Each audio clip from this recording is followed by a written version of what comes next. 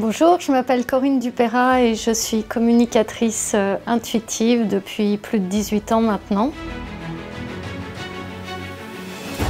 Quand on voit les meilleurs cavaliers et les meilleurs chevaux au monde qui s'affrontent, soit pour une course de niveau mondial ou même pour les Jeux Olympiques par exemple, mon expérience de compétitrice fait que je sais qu'il s'agit d'une foule de détails accumulés les uns aux autres qui vient participer à la réussite et qui vient permettre aussi de révéler des talents, aussi bien ceux du cavalier que ceux du cheval.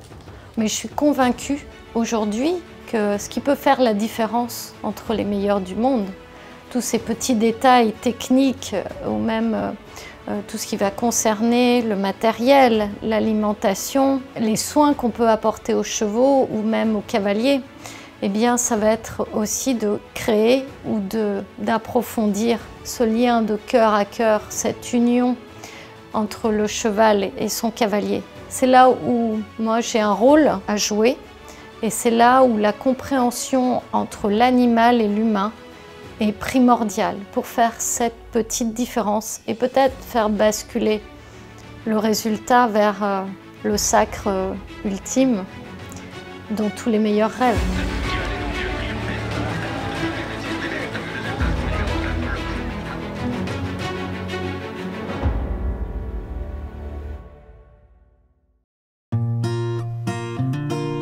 L'histoire a commencé en fait, je pense, par une passion pour les chevaux que j'ai depuis toujours. Déjà toute petite, je passais mon temps à gribouiller des chevaux sur mes cahiers d'école et j'étais impatiente de monter à poney dans le jardin d'acclimatation proche de la maison. Et puis finalement, c'est mon père qui m'a mise à cheval et qui m'a donné les premiers rudiments de l'équitation. Dès l'âge de 3 ans en fait. Et cette passion m'a poursuivie après. Quand j'ai eu une ponette, j'ai pu monter en saut d'obstacle et en concours complet, en compétition également. Puis le temps a passé, j'ai poursuivi des études d'abord d'architecture intérieure et les chevaux m'ont rattrapée au grand galop lorsque j'ai fait l'acquisition d'un cheval de pure race espagnole avec lequel je me suis mise au dressage.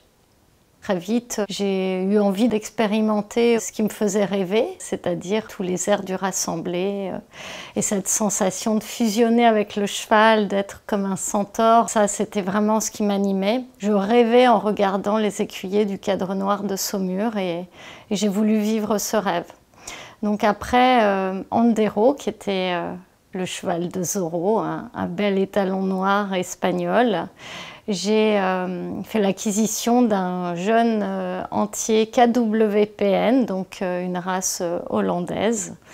Il avait 4 ans, il ne savait rien faire. Moi, je ne savais pas encore faire énormément de choses à part les bases du dressage. Et nous avons fait une belle route ensemble puisque des épreuves jeunes chevaux en dressage, en cycle classique, donc qui est généralement réservé aux professionnels, eh bien, je suis allée jusqu'au Grand Prix avec plusieurs titres de championne de France, de vice-championne de France ou d'Île-de-France.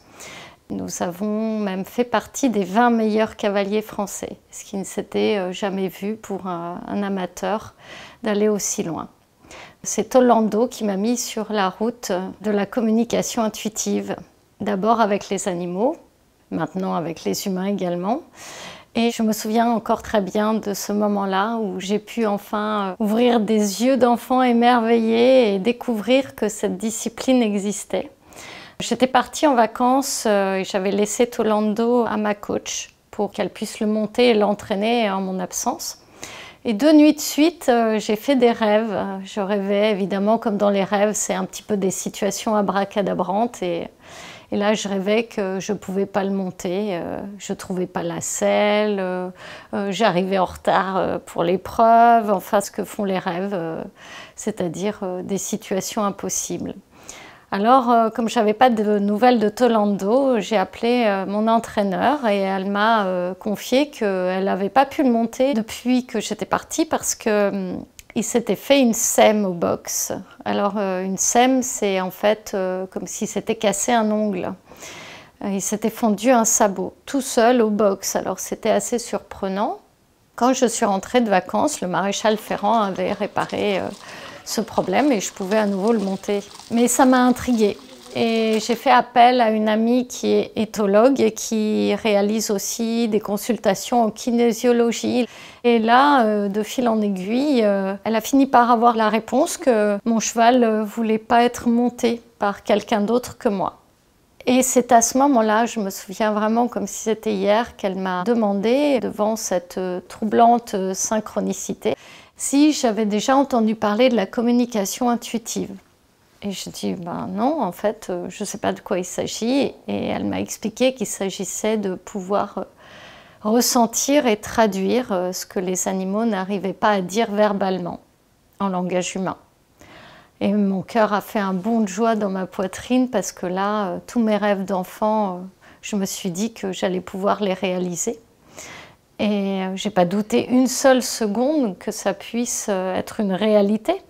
Simplement, je voyais tous ces contes de fées dans lesquels on parle aux animaux. Et je me suis dit, bah, moi aussi, je vais pouvoir parler aux animaux. On va pouvoir se comprendre.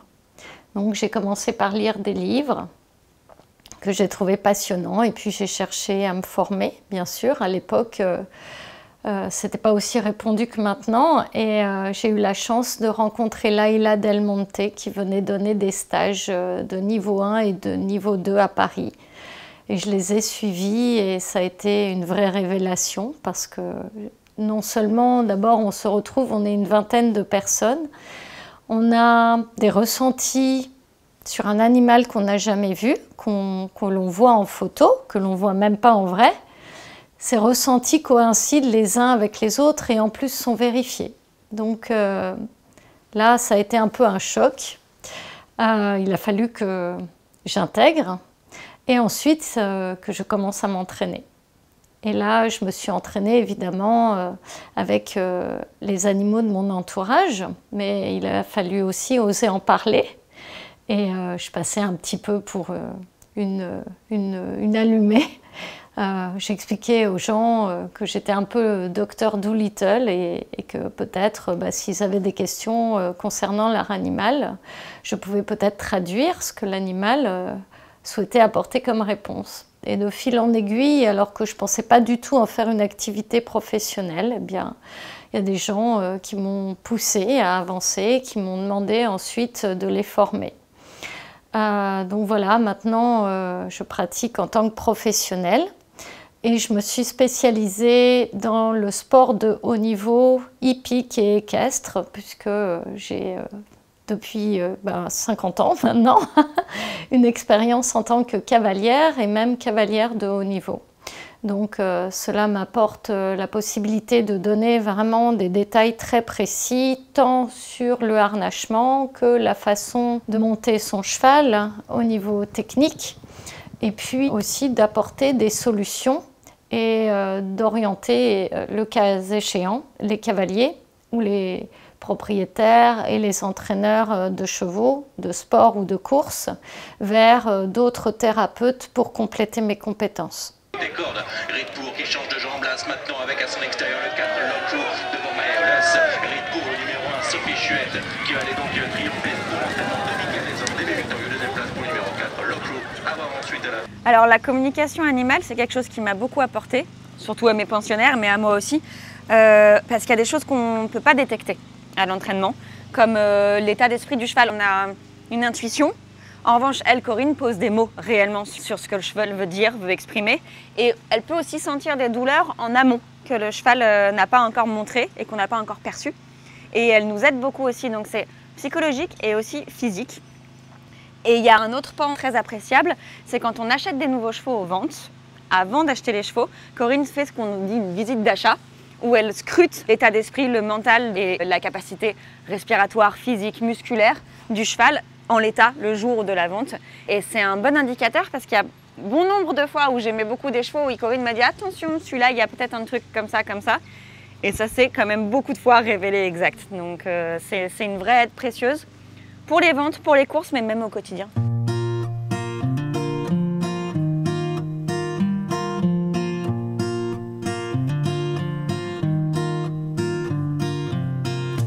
Aujourd'hui, ce qui m'anime dans mon métier de communicatrice intuitive, c'est vraiment de permettre aux animaux et aux humains de révéler leur vraie nature et de renouer avec la nature, de recréer ce lien entre eux. Et dans les consultations que je propose, eh bien, je considère cette globalité en entier. C'est-à-dire que souvent, les chevaux vont me parler de leur humain.